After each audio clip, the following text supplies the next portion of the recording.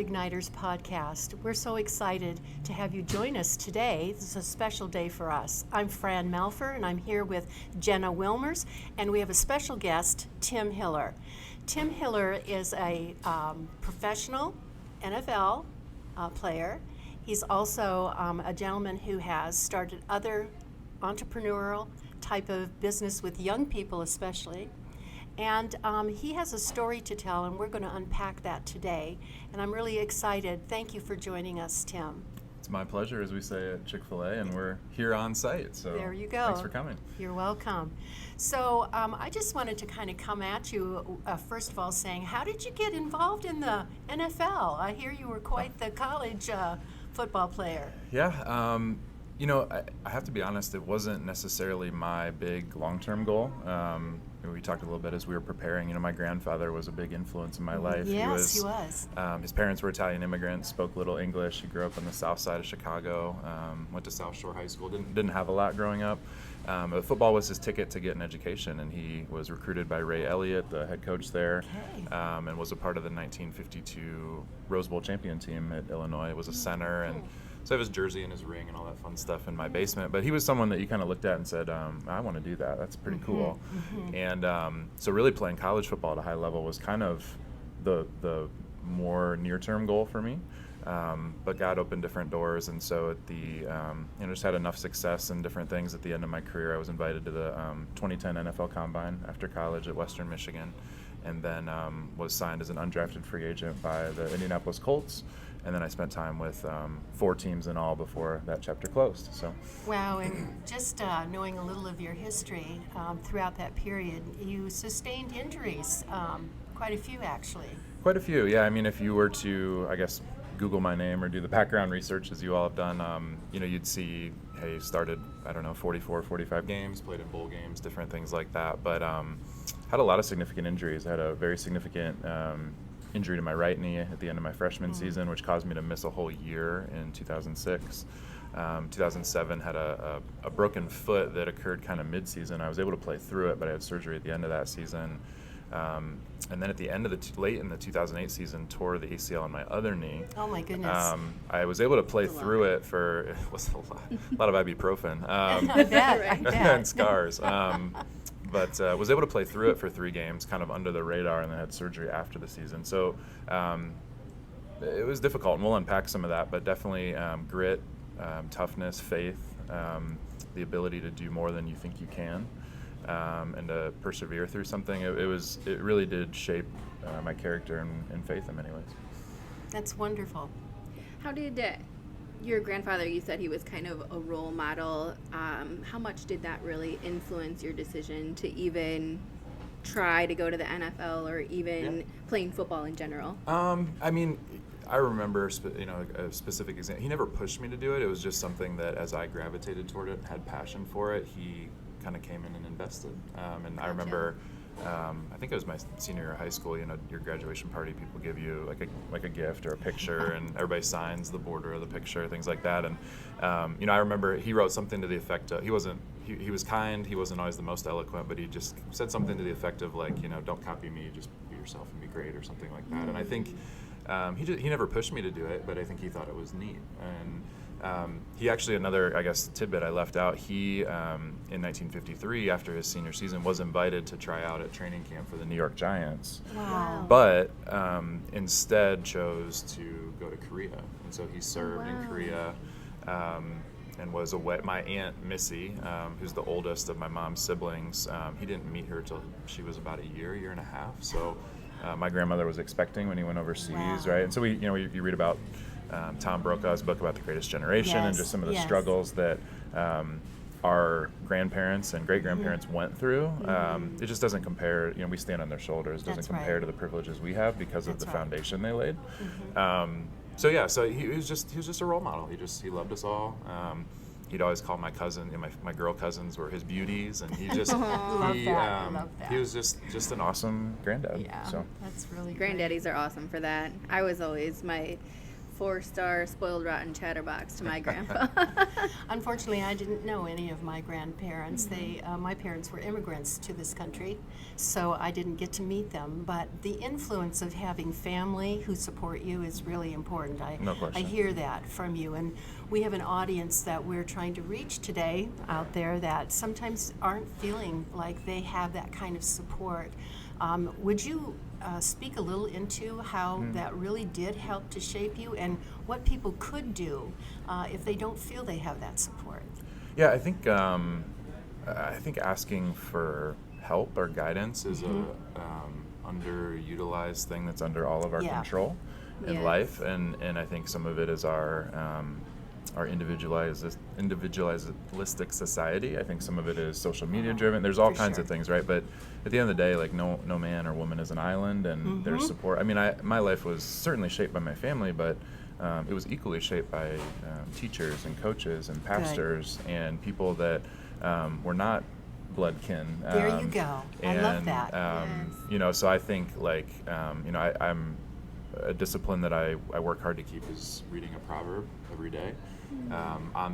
There's 31 days in most months, right? So That's just kind of right. corresponding, and it's not something original to me. It's Tim Tasopoulos, the COO at Chick-fil-A corporate. That's a discipline in his life, and I've I love that. shamelessly copied it. And but there's so many proverbs just laced throughout the book of the wise take advice, Yes. the wise seek counsel, There you are. and so it's a posture of humility, a posture of learning, and that can be from anyone. It doesn't have to be your family. There you go. Thank you. I appreciate that.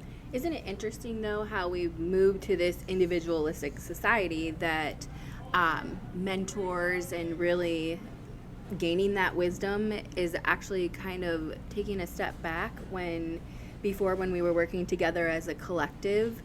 I mean, it's kind of like the Tower of Babel. When they were working as a collective, they were, the possibilities were endless. So that's when, God scrambled the languages. It's kind of the same thing. It's dangerous. It's Yeah. dangerous. I think another principle that we talk about broadly at Chick-fil-A is this concept of success versus excellence. There you have it. And I love that.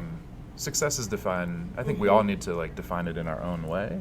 But success is really comparison driven in Yes, it today's is. society, whereas excellence is really about fulfilling one's potential. And so if we're love more that. focused on running our own race and fulfilling all the God-given gifts and talents we have, we will achieve success in a God-honoring way. Whereas if we just pursue success, say, well, I'm going to be better than the next guy or the next gal, that's not your potential necessarily. It's not your story. I love that you said that. We mentioned at the beginning that you shared with us that you started off being able to get into the NFL, and that changed for you, and you're talking about what you're doing today. How did that feel, or what did cause that to make that change into your life that today you sit here? Yeah, it's. There's many pivots, and that's what we're here to talk about. But I guess when you're playing at that level, you have a certain level. You have to have a certain level of confidence that my mindset coming in was, I'm going to make this team. I'm going to back up Peyton Manning, and I'm going to do this for at least 3 to 5 years. Like, there was no plan B. There was no other Yeah. thought. And I think that, looking back, I have no regrets about that. I think that was the right mindset to have. So when you learn the harsh realities of the business, you learn it's a numbers game, that everybody enters training camp with 80, everybody finishes training camp with 53 active and 8 on the practice squad. You see the business side of it, but you begin to see right place, right time, and things outside of your control are also a factor. And so for me, I did the best I could, but was completely caught off guard the first time I was cut, and it wasn't the first time. There were 3 or 4 others, right? And so hearing that, hey, we're going a different direction. It's hard. It's embarrassing. It's when you poured so much into it, you feel like a complete failure. But I think, and we'll talk about this. You have to realize that God has given you a bigger. It took years and time for me to get there, but Right. It's a long process. But God's given us all unique gifts and talents that can be applied in a lot of different Absolutely. settings. They're, technical term I would say is transferable skills. We used to talk about that in I my love that you HR say days. that. Yeah. But here's the thing, right, is like I think the other piece of that is that we can't totally understand as calling.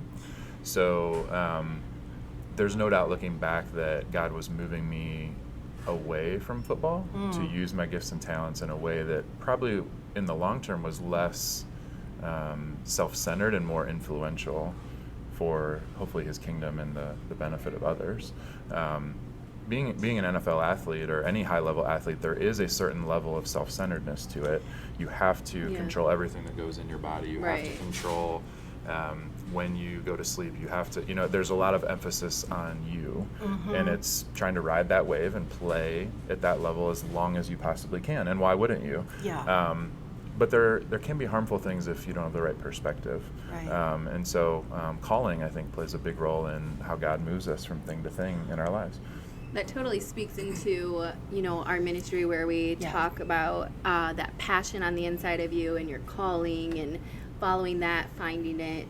And, the Lord gives us free will to choose what we're going to do or how we're going to carry that out. And so you kind of chose that path of going down the football lane, and then now he's kind of pointed you in a different direction. And so when you hear those 6 words of, that kind of were the pivot point, can you kind of unpack that a little bit of how that kind of took your fire from a big blazing fire of your life to kind of like, oh, we're going to go down to embers a little bit? Yeah, no, sure, absolutely. So, what you're referring to is the story of the first time I was released, which is a very striking moment. So typically there was a gentleman who led player personnel. He's a great guy, but he had a tough job, and he was everybody called him kind of the Grim Reaper. So when he was walking, like when he was in the locker room, like you knew someone was going home. Like I was just kind of like you just knew he was usually the one that did the job, and he did it well. But it's transactional, right? Sure. And sure. you're a commodity, you're a good in the grand scheme. You're you're an investment. They're making an investment in you. Right. And that's true for a lot of people if you think of just the employee-employer relationship as well, so people are out there doing jobs that they may not feel fully fulfilled in. Right. Sure. And and it's a sad reality that we don't appreciate as a society. And employers, we don't always appreciate our people the way we should. And we're not perfect here either, but it's something we try to put a lot of positive emphasis on to build a great culture here. Right. We talk about this concept of family, and family being an acronym that stands for forget about me, I love you, if you kind of write it out as an acrostic. And that's a good one to remember. Say it one more time. Yes. I borrowed family. this from someone else, but family, and we have a sign in our break room, but it's forget about me, I love you. And so like a lot of times when I address the team in communication, I like, hey family, but I write it out with periods between, things like that. Sure. And it's kind of this subtle reminder of serving others and trying to be others centric. But back to kind of what we were saying, anyway, the day I was released in Indianapolis, the Grim Reaper was not around, and but I happened to be. It was a double session. We had an AM and a PM practice. I had quickly eaten lunch. I was off to just kind of had an hour to kill, so I was going to watch some extra film from practice, take some note, just kind of preparation for some reps I was going to get. We had just played a preseason game, or second or third preseason game. It was kind of down near the end of the preseason. So just, it's just usually once you get around the second or third, usually the third preseason game, the starters aren't playing much anymore. They've gotten their reps. They want to protect them from injury. So, I'm coming into a spot where I've gotten some playing time, but I'm going to get more in theory, and kind of that final game and final push to make the team. And so just going to, kill that hour by preparing, getting ready, right? So I grabbed my lunch, grabbed my stuff, my way to do that. And one of the area scouts who kind of scouted the Midwest was there. I knew him, didn't have a deep relationship with him, but knew who he was. He had come to Western Michigan before, nice guy, had interviewed me before.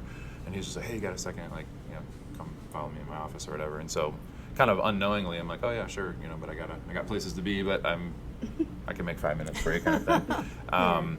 And he just called me in and was like, hey, like we've had some injuries in the defensive secondary. We need to sign another safety. Peyton's healthy. We're only going to keep 2 guys. Like, we got to let you go. And it was just like, wow. completely shocked, completely caught off guard. I should have been wiser for it. I think just first time and young and naive. But yeah, it was, I was kind of I don't know that it was necessarily I certainly could have been better. I certainly could have played better. But there were some things I couldn't have controlled in that scenario too. I didn't know that at the time. But so yeah, he was like, hey, just Coach Caldwell knows I'm talking to you. Go see him, bring your playbook, and you're free to go, kind of thing. So sign, contract termination papers there. Go into Coach Caldwell's office, and he's just like, hey, good job, sorry, keep it up. Gave me a couple pieces of feedback, and was like, I think you'll get another shot. Good luck, and that was it. Went into the locker room. Told the equipment guys what happened. They didn't really know, and they're, oh, well, here's a garbage bag. Gave me a couple big black garbage bags. Oh my! You're feeling really good now, really aren't good, you? yeah. Like, oh, here's a garbage bag. I don't know if it was intentional or not. A lot of guys were out of the locker room, which saved some extra embarrassment. Yeah. Maybe. Sure. I remember Pat McAfee, our punter, being there, who's now a huge deal on ESPN. Yeah. You see him everywhere. Yeah. He's hilarious. But he was just like, hey, good luck, man. So what you come to see is this kind of thing happens all the time, like every week in every franchise.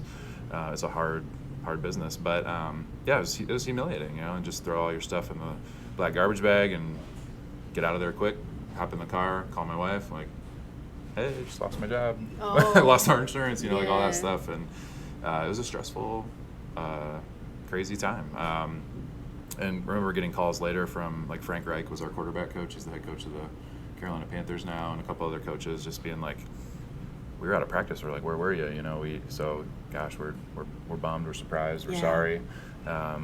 It's crazy they didn't know. Keep your head up. You're going to get another shot. Yeah, I mean, the front office runs the business, and the coaches coach, and there is some interaction for sure. And look, I'm not sour or bitter or anything about any of it. Just sharing the realities. And Sure, Yeah. and that's what we appreciate. it was just hard. It was a hard transition. Yeah, and I love that you're very vulnerable about that with our audience out there, because I'm pretty sure many of you have encountered similar situations in your life where out of the blue something that you had thought was going to be your lifelong goal is suddenly sort of cut short. And so talk a little bit more too about the rest of the story, as the great guy used to say. Forgot his name actually, but they always used to say, and the rest of the story is. Yeah. But what is the rest of the story? Yeah, I'll try to do that quickly for sake of time. Sure. But yeah, basically kind of came back to Kalamazoo, and that's where my in-laws were. That's where I went to school. So I was training and trying to stay ready at my alma mater at Western Michigan. I had a friend that was coaching high school football, and just kind of reached out and was like, hey, I know you have time to kill. I know you're thinking about some different things. Like, we'd love to have you. So that was a real godsend. So I got to throw to the high school guys. I helped them on Friday nights, and that was a nice gap filler to make a difference as There you well go. as Yeah. help out.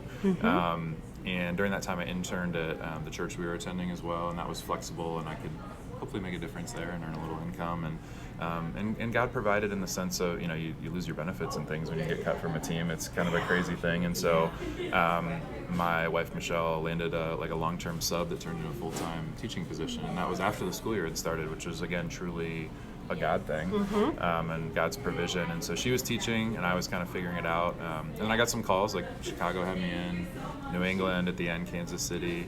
And, those were short-lived opportunities. Tried to make the most of them.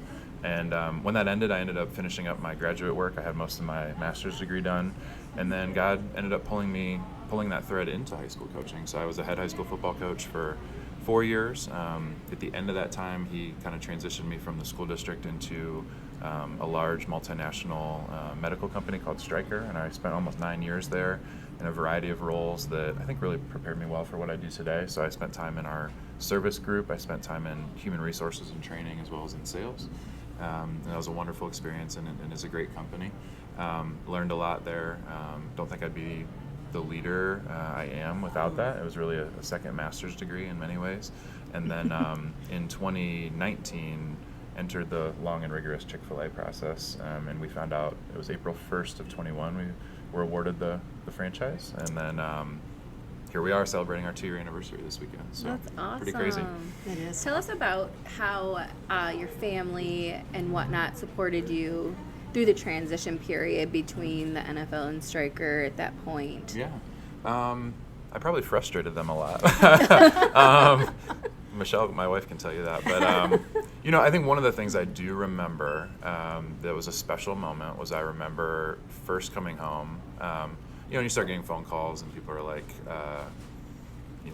like interview for the newspaper, like, why'd you get cut? What happened? What's next? And, it's just, it's embarrassing. It's like reliving things over and over again yeah, for and a I while. think, That's hard. I think a lot of people are like, why are you embarrassed by that? Like, you're in the NFL and you got cut. But, like, you have to understand it's no different than a teacher who works really hard being let go by her school district or something like that, right? It's no different. It's your craft. It's what you do.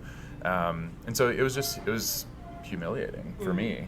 But I do remember a special moment that I'll never forget. I remember pulling up in my in-laws' driveway.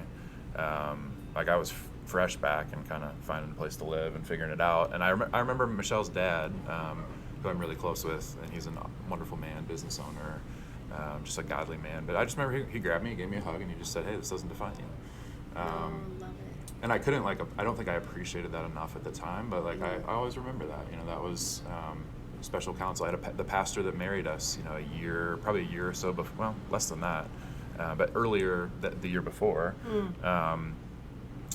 reached out and was like, "Hey, let's grab coffee. Like, you should, how can I help you? Like, you should be journaling about this, right?" And so I think, in those moments, you find out who your friends are, you find out who's there to support you, and I'm just really thankful and those men are still in my life. I'm just really thankful for some people that there weren't a lot, but the few that did reach out and press in without me asking, they just did something and they tried to help me.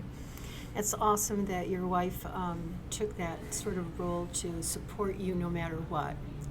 She's amazing.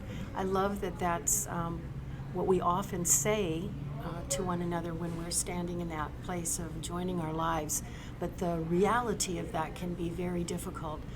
So a lot of times you're getting this beautiful, passionate fire for having someone else in your life, and then having a job undercut you or whatever, and have your spouse wonder what's going to happen. For her to stand with you is so incredible, and I love that part of your story.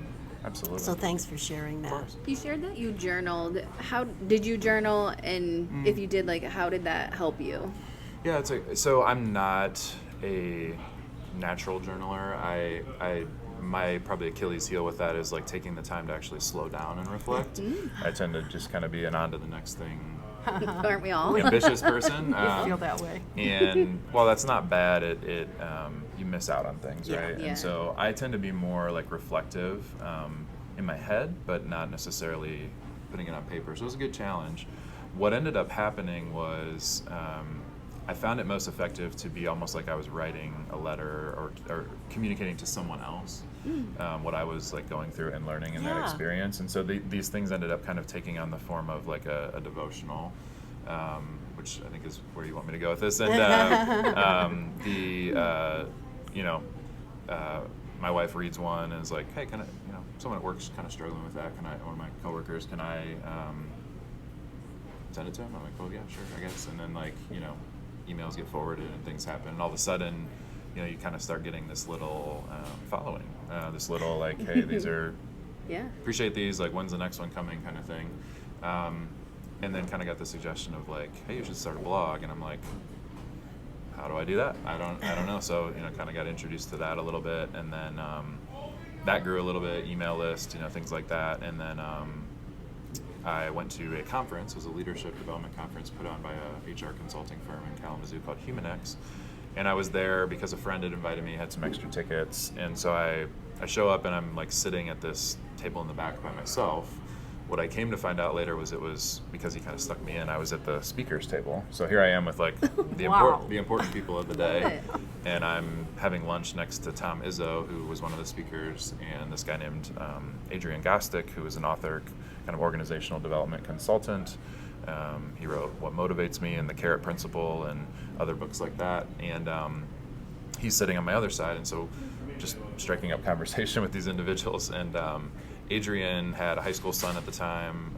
He was playing, I think, high school soccer and football. He was maybe kicking or punting and playing soccer. And we just kind of, struck up a conversation, stayed in touch.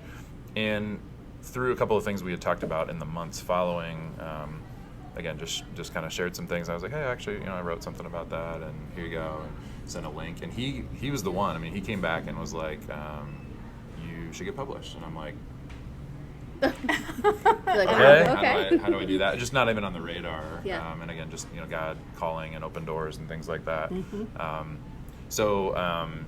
I was like, wow, okay, let me think about this. Kind of, he gave me some advice on formats.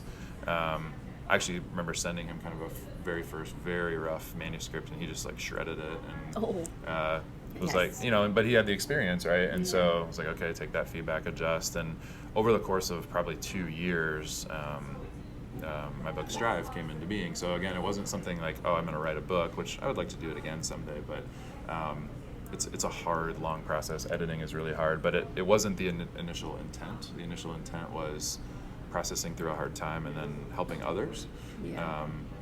I think, if our heart's in the right place, God can use it. So that's the story of the I think book. it's cool that you actually, like you've said a couple times, how do I do that? I don't know how to do that. And each time you took the steps to talk to the people around you to figure that out.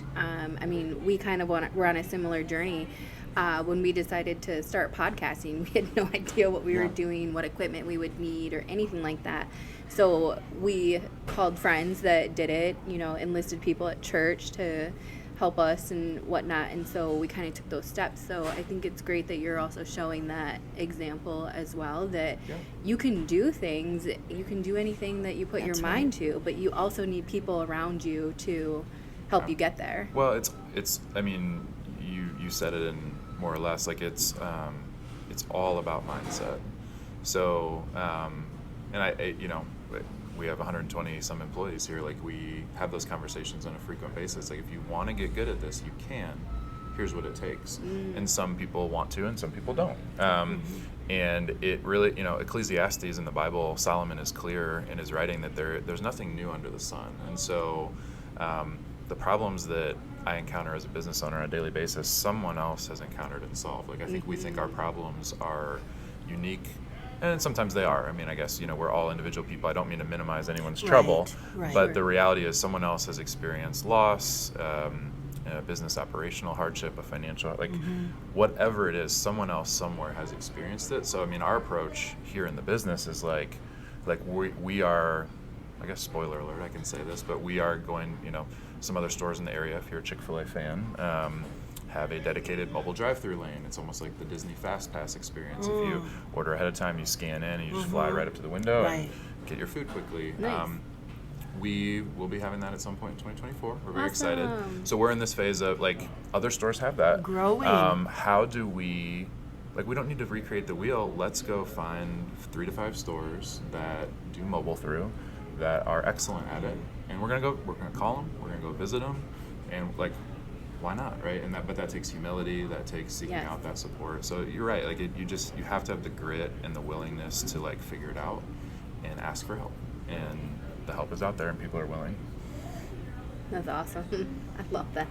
Bringing people in is just, it's the best thing. And then when you do it, you feel more confident because you have that knowledge, you have that behind you, and even you feel like, okay, I'm willing to try. I might not do a great job at it at first, but at least if I try, I've got people to be there to be like, okay, well, that was a good try, but maybe tweak it this way. And so it's a continuous process too. Well, and I'm not the best at memorizing scripture, but to take it even a step further, Jenna, this is biblical. So I'm not going to remember the coordinates, and I apologize. I should. It's in Proverbs. It's Solomon's writing. I think it's 22 maybe, but I think that might be wrong. You can look it up later. But it says, plans fail for lack of counsel. That's so true. But with many advisors or with many counselors, they succeed. Yeah. It's really simple. Absolutely. Well, I so appreciate your story because it very much lines up with some of the tenets that we have been sharing with our audience. It does take resilience and courage. You do have to have a different mindset. You have to kind of reboot your mind. You have to recognize that the choices that you're making, they're free will choices often, because God has a plan for us, doesn't He? And we can go in one direction, and He might redirect us. So Jen and I love this. We went to a conference over a year ago, and we came out of one of the sessions, and one of the things they said, we both high-fived each other and said, every failure is just one step closer to success. And so we look at that saying, yeah, that didn't go so well, but it gets us closer every time. If you learn from it. If you learn from so it, it's, thank you. You can, that should be true, and it can be true. Yes. But it's all in what you do with it. I agree. And I also love that what you didn't know you were doing throughout this time is you were literally painting the picture. We've said that, you know, we all have a something in us that God has designed for us. And so we refer to that as the fire or the embers of our life. But we also know that just from a scientific standpoint, you do have to have three very important things to develop a fire. You need oxygen, which we equate, right, Jenna, to God. And then we also need to have passion. You've got to have some kind of heat or friction that goes with it. And then the last thing that we have is Wisdom or knowledge. And that's the continual growing. That's what I hear you doing. So we're trying to do the same thing. And so I'm really excited that our audience has had an opportunity to hear a true story here. Your life is not over. So this may not be where you anticipate staying your whole life, but God is directing you, and that's what we're looking for, is to make sure that when you're out there thinking that your life is just not going where you want it to be, you just need to think about the fact that God has something very special. You talked about it when you said you just take the gifts that you have. You took what God gave you and you moved it, and God said, that's wonderful, but I'm leading you. Can you talk a little bit more about what it's like now to be a leader, because you mentioned you have, about 120 employees. Yes. And I know that many of you out there want to be. We're all leaders somewhere in our lives. So talk a little bit about what that's like, and what does that mean for your staff here? Because I see lots of young people. The Many. majority. Yeah, so it's about a year old, but we did a study on our kind of team demographics probably about 14 months ago. Okay. And at the time, the average age was right around 20. Wow. Now that's a bit disproportionate because of a lot of our, evening team are under 18, or they can work after school. And Chick-fil-A believes that while that does present more complexity in the business, managing a largely part-time workforce, and Michigan youth labor laws to be compliant and things like that, which we are, there's more complexity, but Chick-fil-A holistically believes that this is a good business to develop young people, to teach them how to serve and to teach them how to lead and to give them real responsibility. And it has its growing pains as well, but by and large, missionally, we believe that that's a good thing. And so that's where some of that comes from. One person simply cannot on an individual level lead 120 or more people. There aren't enough hours in the day. There's not enough of me. I don't have enough energy. It's just not possible. And so I think when you think about that, you have to go back to Jesus and the disciples, right? And so Jesus had 12, but he really had 3, right? And so we see his closeness with John. We see his closeness with Peter. And James, and the sons of Zebedee are referred to often. And so he kind of, within the 12, he really had an inner 3 that you hear about all the time. And they're the ones that made probably the deepest, longest lasting impact in their ministries with what they composed that God wove into the Bible, or that, you see Peter's kind of rebound and breaks onto the scene and acts after a big failure, right? And an abandonment of Jesus, and he comes and preaches this sermon, and thousands are converted to Christ, right? And so I try to take a similar approach with, we have we call them our directors. We have a leadership team of 6 or 7 outside of myself. We have Brielle, who is our executive director, kind of leading that staff. and I have to really focus my time and energy there. It's not that I'm not walking around and impacting and having coaching conversations with leaders at all levels. I mean, yesterday I met with multiple leaders in different roles talking about a struggle or a career future, or coaching them on things they could do better. But my deeper time investment is in that group of 6 or 7, because Yes. they will go influence throughout the team. So that's how I have to focus my energy and Awesome. input.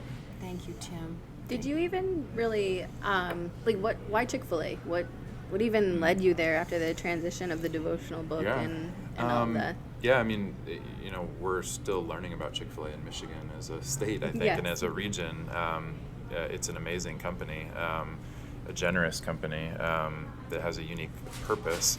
I first ever even ate Chick-fil-A, and it was probably 2005 or 6. We played at the University of Virginia in Charlottesville. It was kind of a, it's a moneymaker for the athletic department at Western, but you go play some of the big boys every year, and hopefully survive. And we played at Virginia, and that was like our post-game meal. It was the first time I'd ever had it, and I was like, wow, this is good.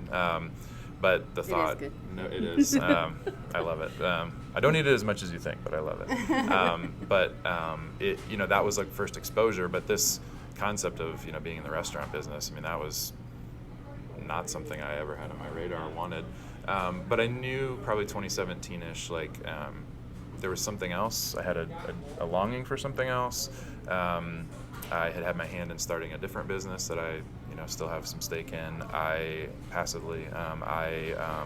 My father-in-law is a 3rd-generation business owner. My brother-in-law will be 4th generation in that business. My other grandfather, not the football player, was a World War II veteran, a mechanic by trade.